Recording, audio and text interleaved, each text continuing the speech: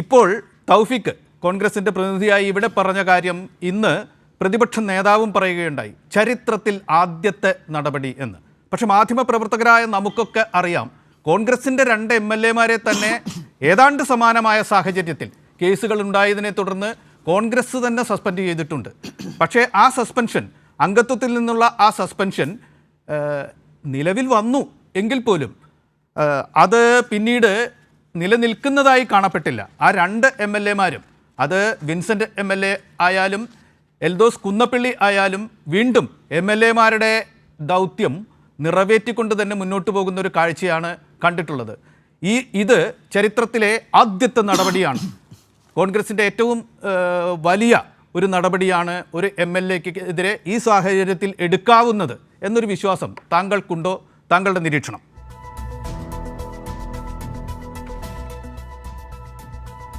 NBC ഒരു കാരണവശാലും ജനാധിപത്യത്തിന് ഒരു നഖത്തിന് നീളം പോലും വില വെക്കുന്നില്ല കോൺഗ്രസ്സുകാർ എന്നുള്ളത് അവരുടെ ഭരണഘടനയെ വെച്ച് തന്നെ നമുക്കിവിടെ അനലൈസ് ചെയ്യേണ്ടി വരുന്നത്.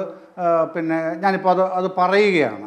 കാരണം ഇപ്പോൾ തൗഫീഖ് രാജൻ പറഞ്ഞല്ലോ, ശുദ്ധ നുണയാണത് എന്ന് പറയേണ്ടി വരുന്നത് എനിക്ക് സങ്കടമുണ്ട്. പക്ഷെ വസ്തുത അതാണ്. കോൺഗ്രസിന്റെ ഭരണഘടന എങ്കിലും മറിച്ച് നോക്കണം. എന്തോ വസ്തുതാവിരുദ്ധം എന്നുള്ള വാക്ക് ഉപയോഗിച്ചാൽ മതി. നുണ എന്ന് പറയുമ്പോൾ അദ്ദേഹം കൽപ്പിച്ചു കൂട്ടി, നുണ പറയുന്നത് പോലെ അദ്ദേഹത്തിന്റെ സംഘടന പറയാൻ ഏൽപ്പിച്ച കാര്യങ്ങൾ അദ്ദേഹം പറയുകയാണ്. വസ്തുതാവിരുദ്ധമാണെങ്കിൽ താങ്കൾക്ക് അത് ചൂണ്ടിക്കാണിച്ചിടപെടാം. എങ്ങനെ കോൺഗ്രസിന്റെ ഭരണഘടനയ്ക്ക് തന്നെ ഈ നടപടി എതിരായി മാറുന്നു? തൗഫീഖ് വരാം. അല്ല താങ്കളുടെ ഞാൻ പറയട്ടെ സുഹൃത്തെ പ്ലീസ്. കാരണം ഞാൻ അസത്യം എന്ന് പറയുന്നു, നുണ എന്നുള്ളത് പിൻവലിക്കുന്നു NBC. ഓക്കെ, കാരണം ഈ കോൺഗ്രസിൻ്റെ ഭരണഘടന ഞാൻ അതേ പറയുന്നുള്ളൂ. നമ്മൾ ആരും എഴുതി വെച്ചതല്ലല്ലോ. കോൺഗ്രസിനൊരു ഭരണഘടനയുണ്ട്. ഈ ഭരണഘടനയിൽ എന്താണ് പറയുന്നതെന്ന് ദയവായി ഒരു മിനിറ്റ് മതി. ഒരു കോൺഗ്രസ് പ്രവർത്തകൻ MLA MP അല്ലെങ്കിൽ ജനപ്രതിനിധി എന്നീ പദവികൾ വഹിക്കുന്ന വ്യക്തിയാണെങ്കിൽ അയാളെ പാർട്ടിയിൽ നിന്ന് നീക്കം ചെയ്യുകയാണെങ്കിൽ അയാളോട് ആ പദവി രാജിവെക്കാൻ ആവശ്യപ്പെടണം എന്നാണ് കോൺഗ്രസ് ഭരണഘടന എഴുതി വച്ചിരിക്കുന്നത്. പദവി രാജിവെക്കാൻ ആവശ്യപ്പെടണം. ആര്? നടപടി എടുക്കുന്നവർ. ഇവിടെ നടപടിയെടുത്തത് ആരാണ്? KPCC ആണ്. എന്നിട്ട് AICCയുടെ പിന്നെ സാങ്ഷൻ വാങ്ങിച്ചാൽ മതി പിന്നീട്. പക്ഷെ തീരുമാനം എടുക്കുമ്പം ആ പദവിയിൽ നിന്ന് രാജിവെക്കണം ആവശ്യപ്പെടുന്നത് കേരളീയ പൊതുസമൂഹത്തിലെ ഇന്ത്യയിലെ ഏതെങ്കിലും സംഘടനകളൊന്നുമല്ല, സാക്ഷാൽ ഇന്ത്യൻ നാഷണൽ കോൺഗ്രസിന്റെ ഭരണഘടനയാണ് പറയുന്നത്. ജയചന്ദ്രൻ, ഞാനൊന്ന് ഇടപെടുകയാണ്. ഈ നിമിഷത്തിലെ ഏറ്റവും പ്രധാനപ്പെട്ട ബ്രേക്കിംഗ് ന്യൂസ് ആണ്. കോൺഗ്രസിന്റെ ഭരണഘടന അനുസരിച്ച് തന്നെ, ലിഖിത ഭരണഘടന അനുസരിച്ച് തന്നെ ഒരു ജനപ്രതിനിധിക്കെതിരെ, അത് പഞ്ചായത്ത് മെമ്പറാവട്ടെ, അത് നിയമസഭാ അംഗമാകട്ടെ, അത് പാർലമെന്റ് അംഗമാകട്ടെ, കോൺഗ്രസ് പാർട്ടി നടപടി എടുക്കുന്നുണ്ടെങ്കിൽ ആ സ്ഥാനത്ത് നിന്നുകൂടി, ആ ജനാധിപത്യ സ്ഥാനത്ത് നിന്നുകൂടി നീങ്ങി നിൽക്കാൻ ആവശ്യപ്പെടണം. അതില്ലെങ്കിൽ കോൺഗ്രസിൻ്റെ ഈ മാങ്കൂട്ടത്തിന് എതിരായ നടപടി കോൺഗ്രസ് ഭരണഘടനയ്ക്ക് എതിരാണ് എന്ന് പറയേണ്ടി വരും. അതാണ് ജയചന്ദ്രൻ ഇപ്പോൾ പറഞ്ഞത്. ഞങ്ങളിപ്പോൾ സ്ക്രീനിൽ ആ ഭാഗം കാണിക്കുന്നുണ്ട്.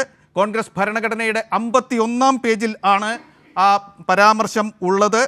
അതിൽ 6-ാമത്തെ ഭാഗം C ക്ലോസ് ആണ് ഞങ്ങൾ കാണിച്ചു കൊണ്ടിരിക്കുന്നത്. അതിലാണ് ഈ കാര്യം വ്യക്തമായി പറയുന്നത്. ജയചന്ദ്രൻ കൂട്ടിച്ചേർക്കൂ.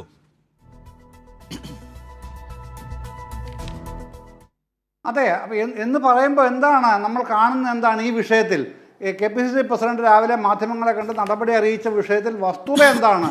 വസ്തുത എന്ന് പറഞ്ഞാൽ ജനാധിപത്യത്തെ ഒരു മോക്കറിയാക്കുകയാണ് കോൺഗ്രസ് KPCC പ്രസിഡന്റ് അടക്കം, പ്രതിപക്ഷ നേതാവ് അടക്കം, കേരളത്തിലെ മുഴുവൻ കോൺഗ്രസ്സുകാരും രാഹുൽ മാങ്കൂട്ടത്തിലിൻ്റെ കാര്യത്തിൽ ചെയ്തുകൊണ്ടിരിക്കുന്നത് എന്നുള്ളതാണ് സത്യസന്ധമായ അവസ്ഥ. ഈ കോൺഗ്രസ് ഭരണഘടനയെ പോലും കാറ്റിൽ പറത്തിക്കൊണ്ട് ഒരു പുകമറ ഉണ്ടാക്കി, ഒരു നുണക്കഥ ഉണ്ടാക്കി പ്രചരിപ്പിക്കുകയാണ് ഇക്കാര്യത്തിൽ ചെയ്യുന്നത്. അതുതന്നെയാണ് ബഹുമാനപ്പെട്ട പാനലിസ്റ്റ് കോൺഗ്രസിന് വേണ്ടി ഇവിടെ പറയുന്നത്. അവരുടെ തന്നെ ഭരണഘടനയെ അവർ തന്നെ ധിക്കരിക്കുന്നു. അതാണ് വസ്തുത. എന്ന് പറയുമ്പോൾ നേരത്തെ വിൻസെൻ്റിൻ്റെ കാര്യം താങ്കൾ പറഞ്ഞല്ലോ, NBC. വിൻസെൻറ്റിൻ്റെ കാര്യമാണെങ്കിലും ശരി, എൽദോസ് കുന്നപ്പള്ളിയുടെ കാര്യമാണെങ്കിലും ശരി, ഇതൊക്കെ തന്നെയല്ലേ നടന്നത്, കണ്ടത്. സസ്പെൻഡ് ചെയ്തു. എത്ര നാളത്തേക്കാണ് സസ്പെൻഷൻ? ഭരണഘടനയിൽ അതും പറയുന്നുണ്ട്, 30 ദിവസം ആകാവൂ സസ്പെൻഷൻ. 30 ദിവസം കഴിഞ്ഞപ്പോൾ അവർ തിരിച്ച് അവരുടെ പദവികളിൽ വന്ന് ജോലി ചെയ്ത് കയറി അവർ MLA-മാരായിട്ട് തുടർന്നു. അതാണുള്ള വസ്തുത. അപ്പോൾ ഇതൊക്കെ എന്ന് പറഞ്ഞാൽ ജനാധിപത്യത്തിനെ വെറും മോക്കറിയാക്കുകയാണ് ചെയ്യുന്നത് എന്നുള്ളതാണ് ഇവരിതിലൂടെ കാണിക്കുന്നത്. എന്നിട്ട് പറയുന്നതോ ഞങ്ങളിതാ ഉദാത്തമായ ധാർമ്മികത കാണിച്ചിരിക്കുന്നു. ഇതിനകത്ത് യാതൊരു ധാർമ്മികതയുമില്ല, ജയചന്ദ്രൻ പറഞ്ഞ ആ ഭാഗം പ്രേക്ഷകരുടെ ശ്രദ്ധയിലേക്ക് അതാണ് ഒന്നുകൂടി കൊണ്ടുവരികയാണ്. അത് ഈ നിമിഷത്തിലെ രണ്ടാമത്തെ ബ്രേക്കിംഗ് ന്യൂസാണ്. കോൺഗ്രസ് ഭരണഘടന പ്രകാരം സസ്പെൻഷൻ എന്ന് പറയുന്നത് ഒരംഗത്തിൻ്റെ അംഗത്വം സസ്പെൻഡ് ചെയ്യുക എന്ന് പറയുന്നത് അദ്ദേഹത്തിനെതിരായ ഒരു ശിക്ഷയായല്ല ആ ഭരണഘടന വിഭാവനം ചെയ്യുന്നത്. മറിച്ച് അത് അദ്ദേഹത്തിന് എതിരായ ഒരു ആരോപണം വരുമ്പോൾ, ഒരു പ്രശ്നം വരുമ്പോൾ ആ പ്രശ്നം അന്വേഷിക്കാനുള്ള കാലയളവിലേക്ക് അദ്ദേഹത്തെ അംഗത്വത്തിൽ നിന്ന് നീക്കി നിർത്തൽ മാത്രമാണ്. അതുകൊണ്ട് തന്നെ കോൺഗ്രസ് ഭരണഘടന അനുശാസിക്കുന്നു 1 മാസമാണ് അങ്ങനെ നീക്കി നിർത്താവുന്ന കാലാവധി. അതിനിടയിൽ അക്കാര്യം AICCക്ക് റിപ്പോർട്ട് ചെയ്യുകയും സംസ്ഥാന ഘടകം അതിൽ ഒരു തീരുമാനം എടുക്കുകയും വേണം. നമുക്കറിയാം നേരത്തെ ഈ നടപടി എടുക്കപ്പെട്ട 2 MLA മാരും, അത് വിൻസെൻ്റ് ആയാലും അത് എൽദോസ് കുന്നപ്പള്ളി ആയാലും ഇത്തരത്തിലുള്ളൊരു നടപടിയിലൂടെ കടന്നു പോയിട്ടില്ല. അവരെ പ്രായോഗികമായി തന്നെ 1 മാസത്തിനുള്ളിൽ തന്നെ അവരെ സംഘടനയിലേക്ക് ഉൾക്കൊള്ളുകയും അവർക്ക് അംഗത്വം തിരിച്ചു കൊടുക്കുകയും അവർക്ക് MLA മാരായി അടുത്ത സമ്മേളനത്തിലൊക്കെ പങ്കെടുക്കുന്ന തരത്തിലുള്ള പദവി അനുവദിച്ച് കിട്ടുകയുമാണ് ഉണ്ടായത്.